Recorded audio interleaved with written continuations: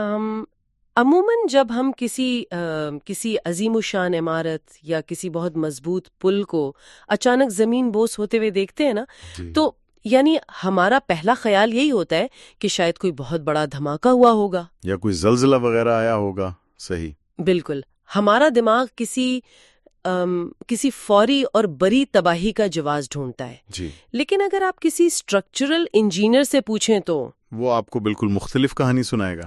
Exactly वो आपको बताएगा कि इंजीनियरिंग की दुनिया में अक्सर तबाही की वजह कोई बैरूनी हमला नहीं होता, बल्कि वो इंतहाई बारीक ना नजर आने वाले शिगाफ होते हैं जो बरसों से अंदर ही अंदर उस ढांचे को खोखला कर रहे होते हैं। सही कहा आपने। बज़ाहिर सब कुछ ठीक लग रहा होता है, ट्रैफिक चल रही होती है पुल पे, लेकिन एक दिन वो पूरा का पूरा पुल घरभरा कर गिर जाता है। बिल्कुल। और ये बहुत ही दिलचस्प नुक्ता है, क्योंकि तबाही हमें अचानक नजर जरूर आती है, लेकिन दर हकीकत इसकी तैयारी खामोशी से बहुत पहले से हो रही होती है। हाँ, बहुत तवील अरसे से हो रही होती है। और अगर हम थोड़ा सा गौर करें, यानी अगर डीप डाउन देखें, तो इंसानी नफ्सियात, अखलाकियात और किसी भी मुआशरे के गिरने का अमल भी बिल्कुल इसी पुल के गिरने जैसा ही है। अच्छा, और यही वो मुकाम है जहां से हम आज के इस तफसीली जायजे का आगाज कर रहे हैं। जबरदस्त। तो चले इस बात को थोड़ा खोलते हैं। आज हम जिस चीज का गहराई से जायजा ले रहे हैं वो दरअसल Islamic sciences and modern technology नाम के प्लेटफॉर्म पर जी। एक आजिज मुसलमान की जानिब से पेश की गई एक, मैं कहूंगी, निहायत ही लर्ज़खेज़ तहरीर है। वाकई उस मवाद में काफी गहराई है। हाँ, क्योंकि ये कोई आम मजहबी तहरीर नहीं है जो सिर्फ अहकामात की फहरिस्त देकर ख़त्म हो जाए, बल्कि ये इस बात का एक गहरा नफ्सियाती और रूहानी मुताला है कि एक बाज़ाहिर छोटा सा बेज़रर नजर आने वाला झूठ कैसे इस पुल के शगाफ की तरह काम करता है। सही। तो आज हम कुरान, हदीस और इंसानी नफ्सियात की रोशनी में झूठ और धोखाधड़ी के खौफनाक अंजाम का तज्जिया करेंगे। और ये एक ऐसा मौजू है जिसकी अहमियत का अंदाजा इस बात से लगाया जा सकता है कि ये हम सबके रोजमर्रा के रवैयों से जुड़ा हुआ है। बिल्कुल जुड़ा हुआ है। अगर हम पूरी दयानतदारी और हकीकत पसंदी से अपने मुआशरे का या अपना ही जायजा लें जी। तो इंसान कभी वक्ती फायदे के लिए, कभी किसी बहस में जीतने के लिए, या कभी किसी मुश्किल से जान छुड़ाने के लिए, या महज दुनियावी दिखावे के लिए भी, एग्जैक्टली दिखावे के लिए भी छोटे मोटे झूठ बोल ही देता है। हम अक्सर उन्हें यानी सफेद झूठ या व्हाइट लाइज कहकर बड़ी आसानी से नजरअंदाज कर देते हैं। सही बात है, हम उन्हें हल्के में ले लेते हैं। लेकिन जिस माखज का हम आज जायजा ले रहे हैं ना, वो हमें बताता है कि ये रवैया किस कदर तबाहकुन हो सकता है। ये सिर्फ एक गलती नहीं है। अच्छा, ये दिल और दिमाग के अंदर होने वाली एक मुकम्मल तोड़फोड़ का आगाज है। तो चलें इसी नुक्ते से शुरू करते हैं कि फराहम करदा मवाद इस आदत को किस दर्जे में रखता है। मेरा मतलब है, क्या ये छोटे झूठ किसी गेटवे ड्रग की तरह हैं जो आपको किसी बड़े नशे की तरफ ले जाते हैं? ये बहुत अच्छी टर्म यूज की आपने, गेटवे ड्रग। हाँ, क्योंकि तहरीर के बिल्कुल आगाज में ही सही बुखारी और सही मुस्लिम की एक इंतहाई मशहूर और मुत्तफिका अलैह हदीस का हवाला दिया गया है। जी, जिसमें रसूलुल्लाह सल्लल्लाहु अलैहि वसल्लम ने फरमाया है कि सच्चाई नेकी की तरफ ले जाती है और नेकी जन्नत की तरफ ले जाती है, और जबकि झूठ बुराई यानी फुजूर की तरफ ले जाता है, और बुराई जहन्नुम की तरफ। बिल्कुल। और फिर एक निहायत सख्त वार्निंग दी गई, वय्याकुम वल कज़िब, यानी झूठ से बचो। तो मेरा सवाल ये है कि ज़बान का एक वक्ती सा फिसलना यानी बज़ाहिर एक छोटे से गलत जुमले को इतनी बड़ी और हतमी तबाही का नुक्ता-ए आगाज क्यों करार दिया गया है? यहाँ जो बात सबसे ज्यादा हैरान कुन है और जिस पर इस रिसर्च ने बहुत जोर दिया है, वो ये है कि झूठ को महज एक वक्ती फेल नहीं समझा गया। सही। जब कोई इंसान शौहरी तौर पर झूठ बोलता है ना, तो वो सिर्फ एक गलत जुमला अदा नहीं कर रहा होता। तो वो और क्या कर रहा होता है? वो असल में अपने अंदरूनी किरदार की बुनियादों पर ज़र्ब लगा रहा होता है। नफ्सियाती पहलू से देखें तो एक झूठ को सच साबित करने के लिए, उसको छुपाने के लिए दिमाग को दर्जनों मजीद झूठ गढ़ने पड़ते हैं। ये एक ना रुकने वाली जंजीर बन जाती है, एक साइकिल बन जाता है। बिल्कुल। लेकिन इससे भी ज्यादा खतरनाक बात वो है जो तहरीर में सही बुखारी के हवाले से मुनाफिक की निशानियों की सूरत में बताई गई। अच्छा, मुनाफिक की निशानियां। जी, ماخذ واضح کرتا ہے کہ منافق کی 3 نشانیاں ہیں: جب بات کرے تو جھوٹ بولے، جب وعدہ کرے تو خلاف ورزی کرے، اور جب امانت دی جائے تو اس میں خیانت کرے۔ یعنی جھوٹ بولنا محض ایک بری عادت کے خانے سے نکل کر سیدھا نفاق یعنی ہپوکریسی کے کیٹیگری میں چلا گیا ہے۔ ایگزیکٹلی، نفاق میں چلا گیا۔ منافقت تو اخلاقی زوال کی بالکل آخری حد سمجھی جاتی ہے نا؟ صحیح کہا آپ نے، اور یہی وہ جہاز کے پیندے کا سوراخ ہے یا وہ پل کا شکاف ہے جس کی آپ بات کر رہی تھیں۔ اچھا، اس طرح سے کنیکٹ ہوتا ہے یہ؟ بالکل، جب انسان جھوٹ کو اپنی عادت بنا لیتا ہے تو دراصل وہ اپنی شخصیت کے اندر ایک ایسا خوفناک دورہ پن، ایک ڈیول پرسنالٹی پیدا کر لیتا ہے جہاں اس کا ظاہر کچھ اور ہوتا ہے اور باطن کچھ اور۔ ہاں، وہ اندر سے ٹوٹ جاتا ہے۔ یہ صرف ایک عمل نہیں رہتا بلکہ اس کی مکمل شناخت اور کیفیت بن جاتا ہے۔ اسی لیے قرآن کی وہ آیات جو اس موضوع میں پیش کی گئی ہیں وہ بہت سخت ہیں، نہایت سخت ہیں۔ سورہ غافر کی آیت 28 کا حوالہ ہے کہ اللہ اس شخص کو ہدایت نہیں دیتا جو حد سے گزرنے والا اور جھوٹا ہو۔ اور اسی طرح سورہ آل عمران کی آیت 61 میں ہے کہ جھوٹوں پر اللہ کی لعنت ہے۔ ذرا غور کریں اس بات پر، ہدایت کا چھن جانا اور لعنت کا مسلط ہونا۔ یہ تو انتہائی سنگین بات ہے۔ بالکل، اس کا مطلب یہ ہے کہ جھوٹ انسان کے اس اندرونی نیویگیشن سسٹم کو مکمل طور پر تباہ کر دیتا ہے، جو اسے صحیح اور غلط کی پہچان کرواتا ہے۔ بالکل، وہ کمپس ہی ٹوٹ جاتا ہے۔ تو اس کا مطلب ہے کہ انسان کا وہ الارم سسٹم جو اسے بتاتا ہے کہ یہ غلط ہے، رک جاؤ، وہ الارم بجنا بند ہو جاتا ہے۔ صحیح۔ میں اسے ایک اور زاویے سے سمجھنے کی کوشش کرتی ہوں۔ اگر ہم اس نیویگیشن سسٹم کی تباہی کو ایک مشین پر لگنے والے زنگ سے تشبیہ دیں تو کیسا رہے گا؟ یہ تو بہت ہی اعلیٰ مثال ہے۔ زنگ کا کانسیپٹ یہاں بالکل فٹ بیٹھتا ہے، کیونکہ دیکھیں نا، جب کسی لوہے کی مشین پر زنگ لگنا شروع ہوتا ہے تو وہ فوراً کام کرنا نہیں چھوڑتی۔ پہلے دن صرف اس کی چمک ماند پڑتی ہے، پھر آہستہ آہستہ پرزوں کے درمیان رگڑ پیدا ہوتی ہے، عجیب سی آوازیں آنے لگتی ہیں، جی، فرکشن بڑھ جاتی ہے، اور بالآخر اگر اسے صاف نہ کیا جائے تو ایک دن پورا میکانزم جام ہو جاتا ہے۔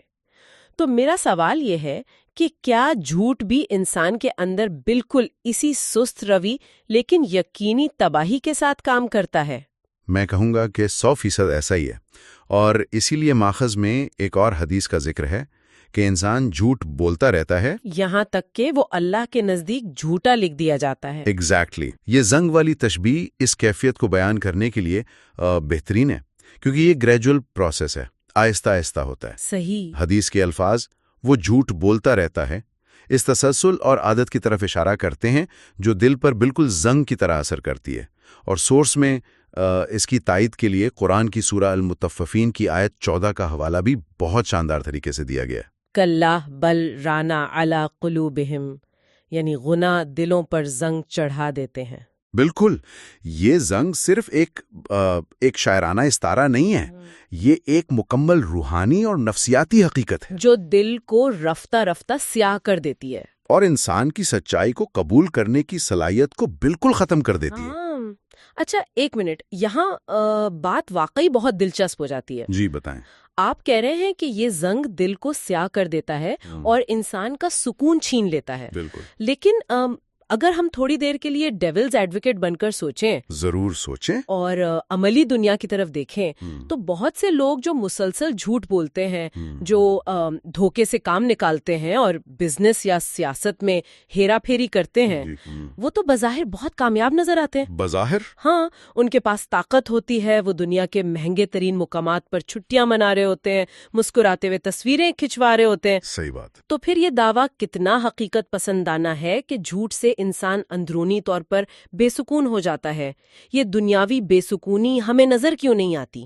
یہ بہت ہی زبردست سوال ہے، اور دراصل یہی وہ مقام ہے جہاں اس ریسرچ کا جدید سائنس اور نفسیاتی زاویہ کھل کر سامنے آتا ہے۔ اچھا، دیکھیے، ظاہری چمک دمک کا مطلب اندرونی سکون ہرگز نہیں ہے۔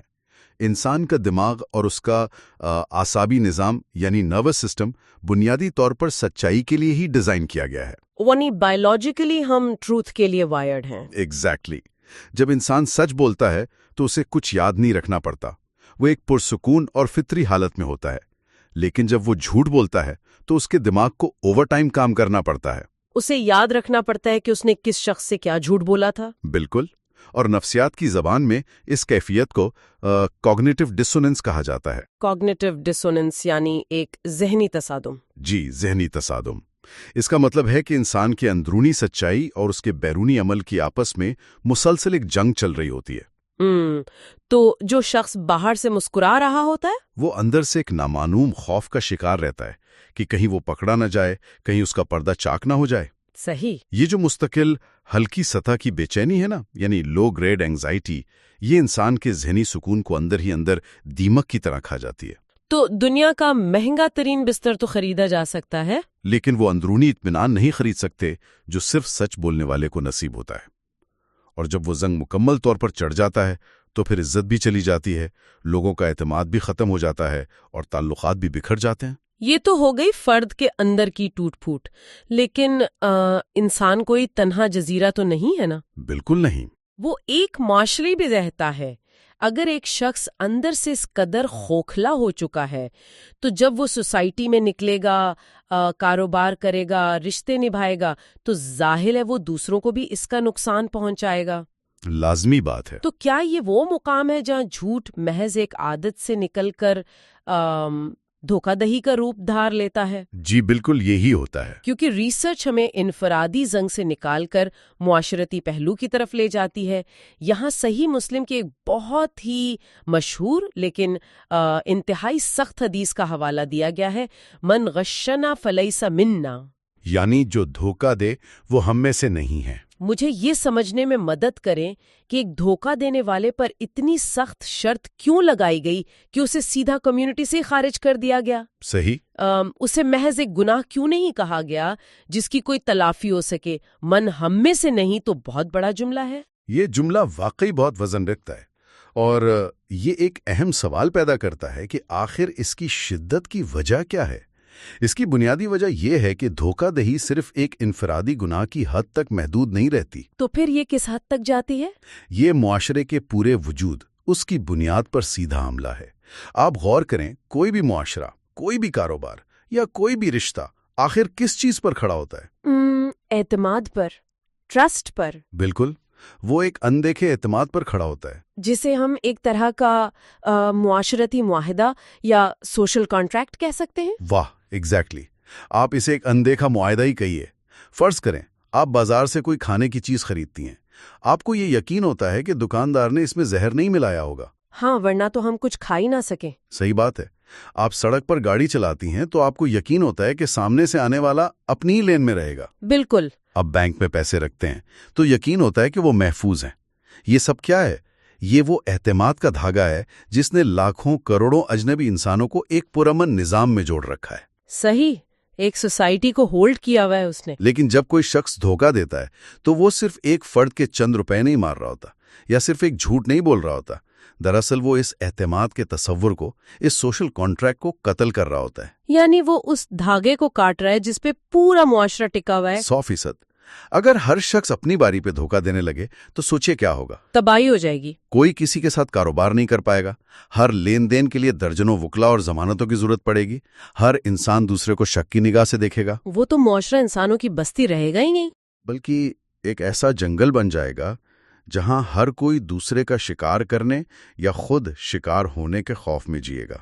یہ تو بہت ڈراونا خیال ہے۔ اور اسی لیے جب کوئی شخص دھوکہ دیتا ہے تو وہ رسول اللہ صلی اللہ علیہ وسلم کے بتائے ہوئے اس پرامن اور متوازن طریقے سے ہی باہر نکل جاتا ہے۔ اچھا، تبھی کہا گیا ہے۔ جی، وہ اس امت کے اجتماعی مزاج سے غداری کرتا ہے، اسی لیے اتنی سختی سے کہا گیا کہ جو دھوکہ دے وہ ہم میں سے نہیں۔ اب تک ہم نے دیکھا کہ ایک جھوٹ کیسے فرد کے دل پر زنگ لگاتا ہے، اس کا ذہنی سکون تباہ کرتا ہے، جی، اور پھر دھوکہ دہی کی صورت میں پورے معاشرے کے تانے بانے کو ادھیڑ کر رکھ دیتا ہے۔ دنیا میں اعتماد کا کھو جانا اور رشتوں کا ٹوٹنا تو ہو گئے دنیا کے نقصانات، لیکن میرا مطلب ہے کہ یہ تحریر محض دنیاوی نفسیات پر آ کر تو نہیں رک جاتی نا؟ نہیں، بالکل نہیں۔